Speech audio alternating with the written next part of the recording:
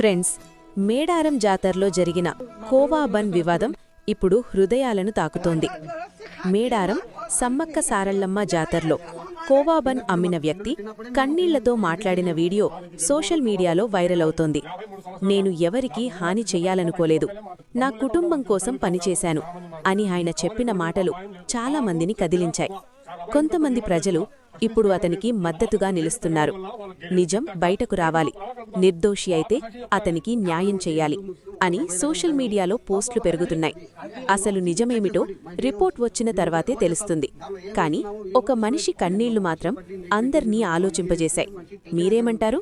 కామెంట్లో చెప్పండి. కబాబను చిన్నప్పటి నుంచి తింటున్నా. మా నాన్న ఎప్పుడు తెస్తానే ఉన్నాడు, వీళ్ళ దగ్గర నుంచి తెస్తాడు. మాది కూడా ఈ ఊరే, ఈ స్ట్రీటే.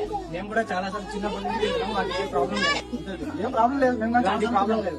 తప్పుడు ప్రచారం చేసి వీర వాళ్ళను మీరు కడుపు కొట్టకండి. దయచేసి ఇలాంటి తప్పుడు ప్రచారాలు ఒక వ్యక్తి జీవితాన్ని మీరు చేయొద్దు. అంతే అండి, వేరే ఏం లేదు. అన్న కూడా ఉన్నాడు ఇక్కడనే. చాలా మంది పిల్లలు చూడండి.